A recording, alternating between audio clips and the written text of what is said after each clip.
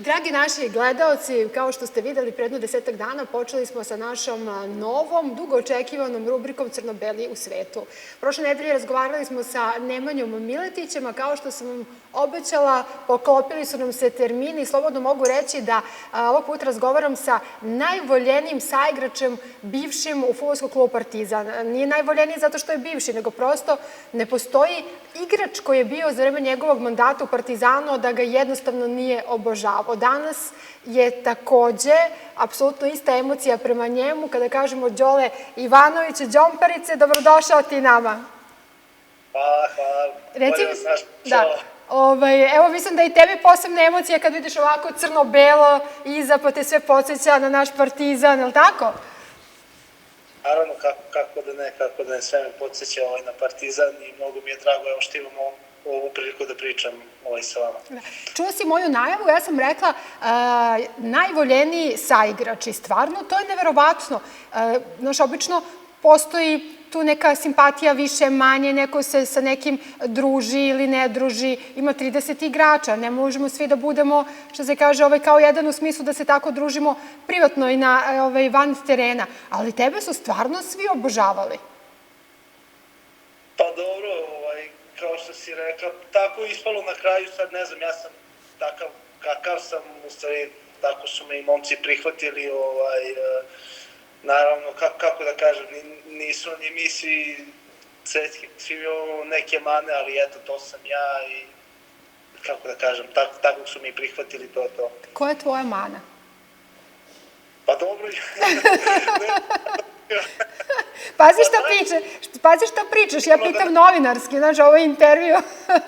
Da, sigurno da imam nešto sad. Ne znam sad nešto šta bi izdvojio posebno. Nešto ima uvek sigurno, svako. Da. Možda je tvoja mana što si toliko dobar. Eto, u ovom današnjem svetu moguće da ti je to mana. Što si dobar i pošten i što se kaže onako dobar kao hleb. Dobro. Da. Đole, evo sad si u Sloveniji, otišao si u Sloveniju avgusta, čini mi se, 2020. godine, bio si u Partizanu 2,5 godine, pričat ćemo o našem Partizanu, ali kada si dobio poziv iz Slovenije i to da dođeš u Olimpiju, dakle je došao Banja kod nas, bio to jedan interesantan transfer, čini mi se da si od mnogobrojnih povoda baš želeo Sloveniju iz nekog mog ugla, iz razloga što te možda podsjeća negde i na tvoj rodni kraj, taj neki gore severni deo Vojvodine po temperamentu. Sve je mnogo sporije i opuštenije u odnosu na Beograd. Jel grešim? Da, pa ima nečeg što si sad rekla, zato što bilo je tu još nekih ponuda, ali isključivo mislio sam da bi Olimpija bila najbolje mesto za kako da kažem, za moj razvoj dalje karijere, jer nisam toliko šansu dobijao u Partizanu, mislim igrao sam, ali nije bilo to što sam ja hteo da budem stalno standardan i normalno, kao i kod svakog igrača, ako ne igraš tu normalno da ćeš želiti da ideš negdje gde ćeš igrati, to je sve bilo i mislio sam da tu i hteo sam baš po svaku cenu tu da dođem i postavilo se kao dobar izbor i eto, to je to. Ovde sam se lepo i nadam se da će i odavde sad već biti novi iskorak. Ne da si se dobro snašao, nego odlično, pa ti si prvih nekoliko meseci proglašen za prvog strelca Slovenočke lige. Koliko si dao do sada? Greš mi 11 golova, 6 asistencija ili koliko imaš sada? Da, pa za sad sam kao onaj MVP lige, kao što sam bio dok me nije Partizan kupio. Viš kako je težak dres i grb Partizana ovde. Znate kako sad ja razmišljam, sada mi je da dođem u Partizan, sad da dođem, ali nema, ovde voz prođe.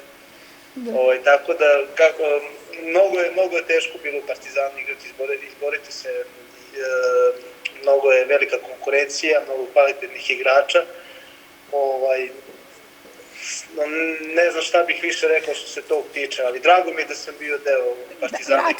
Vratit ćemo se na Partizan i na tu priču, ali reci mi, gde ste se nekako skopčali pa ste se tako brzo prilagodio Slovenija i Slovenija tebi? Ti si odmah počeo da daješ fantastične golove.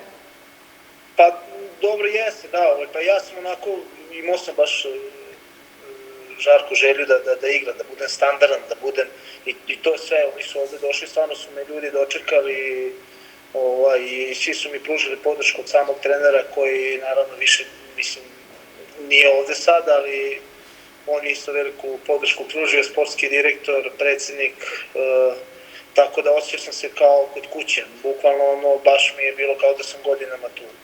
I to je to, počelo je dobro, igrao sam, počeo sam da dajem gol, onda samim tim kako sam dao prvi gol, sve onako, kao neki pritisak spao sa mene i onda je sve normalno krenuo. Malo sreće uvek treba imati i eto, to je to. Da. Jel si sretao, jesi bio u kontaktu sa Brankom Milićem, koji je bivši fudbaler Partizana, štoper? Čuli smo se bili pre nego što ću doći ovamo, ali posle se nismo uopšte čuli. Da.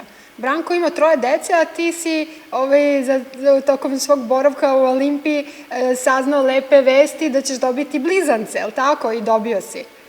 Da.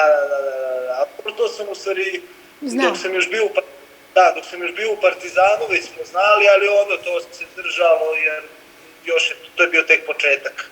Ali eto, ovde sam i postao i otac i 2 divne dece, tako da je stvarno sad prelep period u mom životu. Sad ću postaviti jedno baš onako glupo pitanje, ali s obzirom na težinu tvog posla, šta je teže, biti tata koji ne spava noćima ili biti fudbaler u Partizanu? Teže, da. Pa imao sam malo u početku, dok moji nisu stigli, majka moja dok nije stigla, onako bilo mi je baš mi je bilo teško. Znači, baš ono sve misliš, ajde, evo, samo jednog da uspavaš, da uspavaš jednog drugi, pa dok ovog drugog uspavaš, već se probudi, onda haos. Haos bude, da. Pa kako si uspeo da budeš svež na treninzima tih dana? Malo ih postio sa golovima, dok posle kad je majka došla, onda prvih nedelju dana mi je trebalo stvarno da se povratim, jer sam skroz izgubio ritam, i spavanje i svega. Ali sad mi je okej, sad majka i žena, oni sve to, kako se zove, sad vode računa o tome, naravno ja dođem samo poljubim grli, malo ljubim i to je to. Da, to su očevi, to je obično to. Tek čeka ozbiljan posao kad oni malo porastu. Tu ja dobro. Ajde malo da se vratimo na Sloveniju. Ono što je takođe interesantno jeste Gordan Petrić, koji je bio pomoćni trener Bate Mirkovića u periodu kada si ti bio u Partizanu, je jedno vreme bio trener Gorice. Kakav je to susret bio? Jesam, da, Goran je sjajan čovek. On je bio baš tu kad je sa Batom, kad nam je Bata bio trener u Partizanu. On je vodio Goricu, stvarno mislim dobro, oni su imali su dobru ekipu, u smislu dobru ekipu, dobro su igrali sve, nisu imali sreće i on je, da kažem, zbog toga i napustio je klub i otišao je, ali stvarno je vodio dobru ekipu, stvarno nisu imali te fudbalske sreće, što se kaže, zato on je otišao, ma dobro je kad se vidimo, tu igrali smo, pošto ovde se igra 4 puta sa jednim protivnikom, zašto igra se ta 2 kruga, kako već ne znam, 4 kruga, ima 10 ekipa i onda kad god se vidimo onako dobro se ispričamo, nasmejemo se i to je to. Evo, Đole, od početka ovog razgovora stalno se negde provlači reč sreća. Pored umeća na terenu, pa ta sreća je i tekako važna, je li tako? Pa i ti, Taki i Nikolić ste došli u Partizan kao najbolji strelci Superlige, ali da, ima baš... Ali ono malo nešto sreću kvari. Ja u početku stvarno nisam tako verovao, mislim, da kažem verovao sreću, uvek sam govorio kao, samo treba raditi, pa ovo, pa ono, pa namesi, jeste, treba raditi, ali i sreća, pa pogledaj samo u nekom trenutku sreće u smislu da ti se lopta odbije, ne znam, ja dođem kod tebe, ti na prazan gol, u smislu toga. I onda taj jedan gol može sve da ti promeni. Sve može ti promeni i način kako ti razmišljaš i sve i da dobiješ na svom pouzdanju, na svom pouzdanju u fudbalu ti je sve. Da. Znaš, sreće te kako potrebne iz razloga što sad, na primer, lupam, ne znam, odigraš cijelu utakmicu, 70 minuta igraš loše i ne znam, pogodite lopta, nešto uđe u gol, ti dao si gol, ono samopouzdanje ti raste nenormalno. I ti si već utakmicu drugačiji igrač, jer porasti ti samopouzdanje ti je sve. Ajde malo se vratimo, znači 2,5 godine si bio u Partizanu, to je sada pre 3,5, 4 kada si došao i tačno se sećam našeg prvog razgovora, trebao si da dođeš, mi krećemo, mislim, tih dana smo trebali da idemo na pripreme i ti kažeš šta imate od opreme, da li trebam da ponesem patike, ja kažem samo ponesite kopačke. Koliko je generalno šok bio za tebe dolazak iz jednog manjeg kluba, kakav je bio Spartak, u jedan zaista sistem i u jednu aždaju kao što je Partizan? Šta si ti očekivao, a šta si dobio? Postoji ona priča, malo ću da karikiramo, da si prvo 3 meseca rako sedao i, što se kaže, udarao u glavu rukama i govorio, Bože, šta je meni ovo trebalo? Jeste, stvarno je tako, pogotovo naših klubova tu u Srbiji. Generalno mislim da su Zvezda i Partizan sa jedno, ne znam, 50 mesta ispred svakog jednog kluba u Srbiji, da kako da kažem, mnogo ozbiljnije što se tiče samo organizacije, što se tiče generalno i normalno, kvalitet igrača je nenormalno bolji od ovih ostalih klubova. Tako da meni stvarno bilo mi je, kako da kažem, mnogo teško, jer ja sam samo tu jednu polusezonu odigrao, ja sam igrao u Spartaku, bio sam standardan, ali tu jednu polusezonu sam, kako da kažem, bljesnuo i odigrao sam stvarno odlično, vrhunski sam odigrao. Imao dosta ponuda, sam hteo da dođem u Partizan i kad sam došao, bilo je baš tako kao što sam ja zamišljao, u smislu da je to sve na nekom većem, na mnogo većem nivou. Tako i bilo i onako, meni je to baš mnogo, trebalo mi je vreme da se naviknem na to, na sve to i na sistem treninga i trening kako se radi i sve u smislu, sve to na nekom većem nivou. Da. Sada šta bi iskustveno promenio da se sad vratiš u Partizan? Ili da si ti ovaj Đole koji je već jednom bio u Partizanu pa da ima vremensku mašinu? Ne bi bio skroman mnogo. Bio sam mnogo skroman, bio sam mnogo sam respektovao sve oko sebe, saigrača, u smislu, sad da me pogrešno ne shvatite, konkurencije svoje. Jesi se plašio? Nisam se plašio, previše sam respektovao. I Partizan je generalno klub, velik klub i onda što se tiče toga, da pogrešiš jedan pas, izlaziš bukvalno napade na polovremenu. I onda bio sam stalno u nekom grču. Strahu. Sumnjao sam onda kako je vreme prolazilo kad nisam igrao, pa onda sam malo sumnjao i u sebe i kako da kažem, ali generalno šta bi promenio, ne bi toliko bio skroman i ne bi toliko respektovao konkurenciju. Da. Sada sam htela da te pitam nešto totalno vezano fudbalski, ali ću se vratiti na... Da. Sećaš li se one kup utakmice kad si dao, jel beše 6 golova?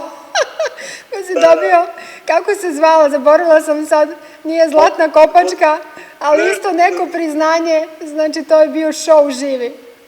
Ali jeste, da, ali ja stvarno te utakmice na najteži igrati. Znači, ko je bilo, podsjeti me, ko je to bilo, četvrtina kupa ili s kim smo igrali? Znam da je to bio ono gde su svi se onako, da ne kažem, cirkus.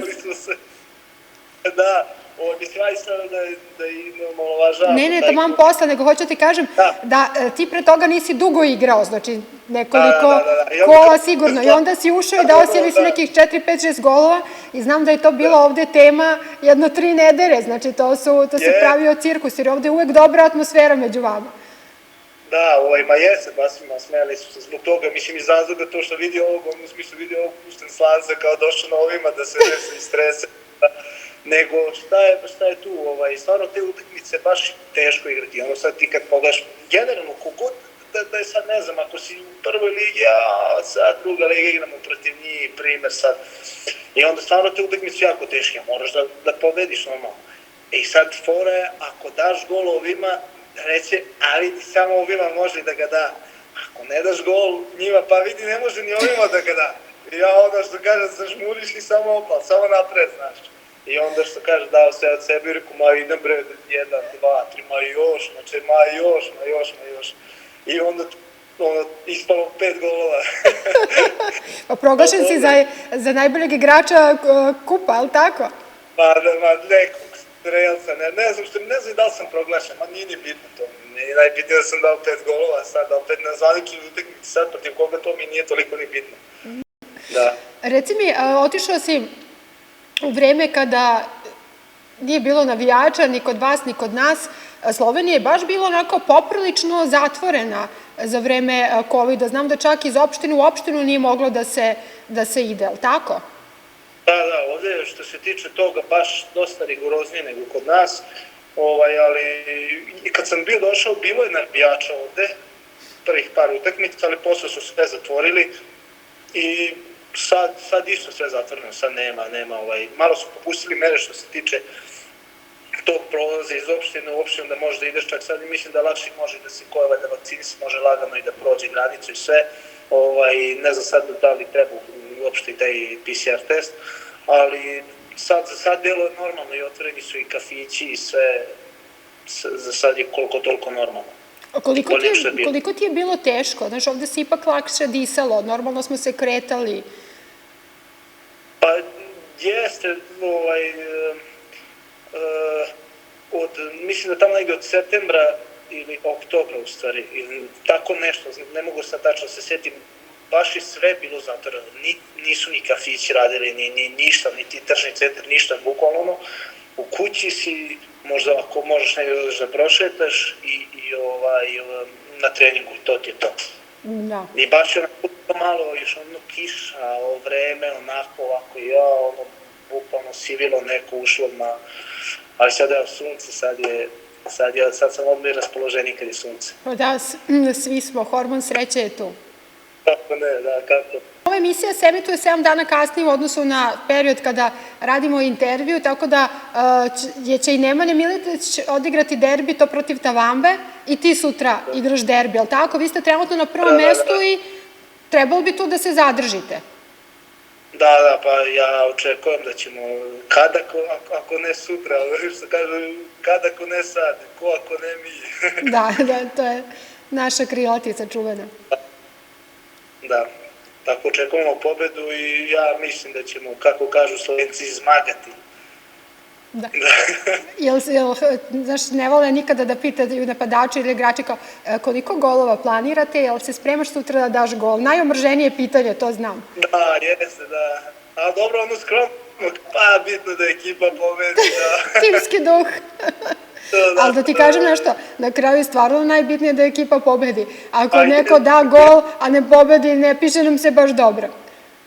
Sutra je najbitnije da ekipa pobedi. Sutra je bitno ko dava neki god autogol, bilo šta, samo da pobedimo, da se odmaknemo i da već možemo nekako i da slavimo tu titulu. Da.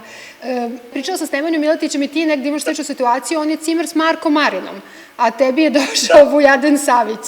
Znači, baš onako tvrda linija sa druge strane i mi koji smo crno-beli.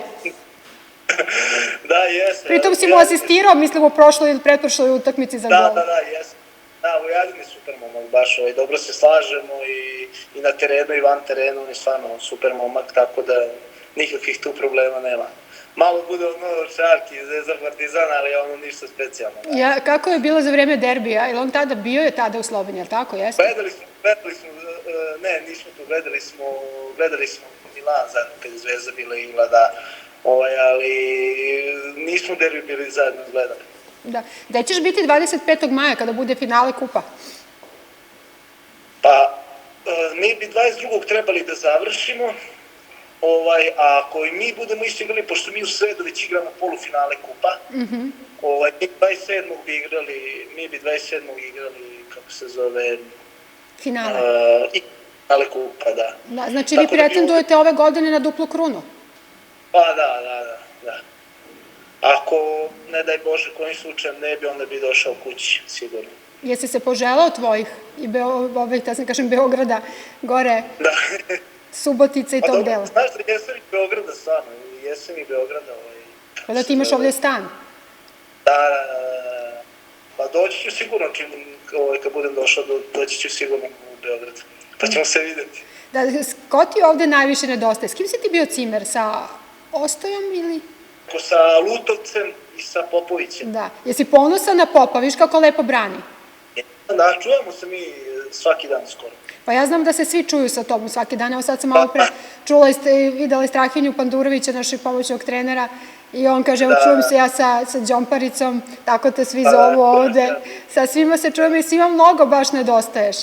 A reci mi, šta je to što u jednom trenutku kod igrača koji su dugo u Partizanu dovede do toga kažu, želim sad idem iz Partizana, a onda posle par meseci, kada odu u drugi klub, kažu, jao Bože, sad da mi je da se vratim u Partizan. Je li to ovaj pritisak, to sve pitam, koji je stvarno ovde 24/7? Pa dobro, ima toga, da, ali generalno ja koji nisam bio nikad u inostranstvu igrao, i sad, svi daj da idemo kao u Evropu, da idemo ovamo, da idemo onamo, da idemo. Onda prosto kad odeš, shvatiš u stvari koliki je Partizan i da stvarno, što kaže, nikad ne bi išao iz Partizana, da. Znači, doživotni da ti damo i da se vratiš. Pa da, pa sigurno svako tako radiš, 100%. Jeste, da. Ove god sad pitaš, to nije ja iskreno da ti budem. Ja tako kad sam bio slušao da neko priča, rekao, ma da, kako da nije, u stvari, stvarno je tako. Da. Reci mi, koji bi, na primjer, tvoj savjet bio za Popa? Pošto je mlad, dobar golman, bori se sa pritiskom, najteže je golmanima, znaš kako? Vas je 10 na terenu, on je onaj 1 i 11. Pa sad šta znam, opet golmani, ne znam šta bi njemu rekao, da bude takav kakav i jeste, ja mislim da njega ne treba menjati, da. Da. I ovako sad u Partizanu, kada pogledamo te 2,5 godine, ali postoji neka utakmica osim tog kupa, koja ti je onako najmilija? Dobro, to kad smo osvojili, naravno, kup finale na Marakani, kad smo bili igrali. Pa ima još kad sam bio dao 2 gola protiv Radničkog iz Niša i ne znam sad, ajde. Đole, šta ti je to falilo na terenu? Malo više minuta, malo više sreće i samopouzdanja ili... Malo više minuta i malo više poverenja od strane, da kažem, stručnog štaba, eto. Da, ali ti znaš kako je u Partizanu, znači ovde, nažalost, nije sredina u kojoj može mnogo da se čeka. Da se čeka, da, nema vremena, to baš što sam bio rekao na početku kao lupa, u smislu pogrešiš pas na polovremenu i izlaziš, to je stvarno tako, jer nema vremena, veliki klub nema vremena da čeka, meni je trebao taj neki period da kažem adaptacije u smislu da igram, a neka kažem sad, neko može kaže pa bio si 2,5 godine, pa jesam ja. Bio sam 2,5 godine, ali sam igrao svaki prestup. A kako je u Olimpiji po tom pitanju? Je li pritisak? Pa nije, ma kakvi, ne uopšte, znači ovde je lagano tako igrati, da mi, bar meni sad, ja ne znam možda zašto sam došao iz većeg umanja, ali uopšte nije. Većeg pritiska od ovog nema, sve ostalo je manji pritisak. Pa ja baš dolazim, došao sam u Olimpiju, baš oni su imali utakmicu i oni igrali 1-1 na strani. I ja rekao, ma sad će to da bude, znaš, skidanje glave kao kod nas, kako je on muzika, sve naša muzika, slušaj našu muziku, ma sve je opušteno, laganica, ma sledeću dobijamo, uopšte nema pritiska. Jel ti fali nekad pritisak? Da, definitivno. A kako izgleda kod vas priprema za derbi? Mislim, naš derbi ne može da se poredi ni sa jednim. Pa isto, mislim da ništa da ovde sad kako da kažem... Sve je prelagano. Nije tako, nek samo dosta je manji od tog u Partizanu, ali normalno, imaš sad, kad je derbi, naravno, opet malo nekih više sastanaka, više se pažnje obraća na neke druge stvari, to je to, ništa sad kao i kod nas, što je to. Mislim, kod vas. Da. Evo sad gledam, meni na kompjuteru piše 13:01, mislim da je pogrešno vreme, pa sam se zbunila, mora da je ostalo od ranije. Kakav ti je plan za danas? Imate karantin, jel imate karantine? Znaš, u nekim zemljama nema karantina. Da, pa nemamo ovdje karantin, jer ovdje ono bukvalno sve i blizu i ono što kažeš, svi su okej momci, svi, da kažem, žive ajde za fudbal i nema sad nigde ni da se izlazi, sve polno kuće ostavi ih sa porodicom, svi odmaraju i to je to. I koliko sati sutra dolazite pred derbi, budući da nema karantina ujutru? Nema taj karantin, dođemo ujutru i onda budemo tamo do utakmice, imamo tamo, ne znam, sobe i odmaramo tamo i to je to. Hoćeš večera spavati, ali su bebe u drugoj sobi? Pa bebe su tamo na svom mjestu, ja idem u drugu sobu. Da odmorim dobro. Reci mi, šta ti odavde najviše nedostaje? Teleoptika. Da. Znaš šta je rekao? Teretana, da. Gagijeva kafe, evo tu smo u restoranu, pa ću... Znaš kako, ne znam da gledaš ove emisije što radi Pop, Crno-Bela Bleja. Da, sa Popom. I kaže, Ćela, kaže, kad sam video Holendera da spava u mom krevetu, kao sve mi se vratilo. Da, nema, to je teleoptik je čudo. I sve davno čudo što se kaže. Da. Evo, mi ćemo polako morati da se odjavimo, pošto imamo obaveze. Šta da kažemo Gagi, u kakvu kafu da sad pripremi, ja ću ti slikati pa da ti pošaljem. Kakvu si pio? Pa, dužu stopli. Znamo. I neki sedi tamo, jedno ceđeno. Da. Biće posle tamo i Ostoja i svi ostali polako dolazi na centar, znaš i samo kod nas. Mada se mi čujemo samo ovom na grupi, ali pozdrav ih puno. Hoću. Džamparice, puno sreće sutra. Hvala puno. Da daš gol. STS emisija emituje 7 dana kasnije, ali ćemo skinuti snimak. Ako bude naravno sve okej, znaš da mi generalno, kad kažem mi ovde smo 24 sata stalno svi zajedno i prosto ne odvajamo ko šta radi jer smo svi u službi tima. Tako da znam da igrači ne vole mnogo da daju izjave, da ne vole mnogo da pričaju šta će uraditi, iako je to nekada nepojmljivo i ljudima iz medija i navijačima koji žele to da čuju, ali uvek nekako vlada mišljenje, bolje je da se više priča na terenu i posle utakmice nego da se daju pompezne izjave pre, bez obzira što to vole ljudi da prelistuju onako u skaficu i ratluk ujutru. Da, pa sigurno. Ja isto ne volim baš tako da pričam i da dajem izjave, ali što kažem, moramo, to nam isto deo našeg posla, tako da mora ponekad. Ali samo mogu ti reći da si baš lepo propričao. Sjeti se kad si bio u Partizanu, prošao si ovde, prošao dobar drill, vi pričaš sada kao mator. Stidio sam bio mnogo, kažem ti, volim da nisam bio tako skroman, stidljiv i možda bi drugačije prošao tu, ali dobro, šta je tu? Znaš kako, sve ono je gore vidi i za svakog postoji zašto i zato i zašto je nešto dobro. Nikad se ne zna kako kockice mogu da se slože, ali možda baš da nisi bio takav u Partizanu, možda ne bi bio toliko uspešan sada u Olimpiji i važno je da si sada dobar i da budeš još bolje. Ajde, reci mi sada hipotetički, naravno, gde bi volao posle Olimpije da odeš? Koliko još imaš ugovor? Pa imam još 2 godine, ali ja mislim i sad možda posle ove dobre sezone da ću nastaviti, očekujem i nadam se imam, da kažem, ajde neki priča i ponuda, da ću negde u Evropi nastaviti karijeru. Sad... Gde bi ti voleo onako kao, znaš, kao kad pričamo pa kao... Da, voleo bi stvarno, sad vidjet ćemo. Nećeš da mi otkriješ gde? A ne bi. Da ne malerišemo. Da, mislim, to se nikad ne zna šta može da... Da. Pozdravi puno Zoranu, ljubi bebe, pozdravi mamu. Sutra držimo onako palčeve na derbiju. Želim ti da osvojite duplu krunu, jer kad ti osvojiš sa Olimpijom, to je kao da su osvojili u tom delu i crno-beli, naravno, zato što si ti naš igrač, kao i sutra što želimo, puno sreće Mileti. Čujemo se i ja sad idem do Gagija pre konferencije da ti naručim jednu kafu i šaljemo ti na grupu. Važi, hvala vam puno, pa čujemo se. Čujemo se, ćao.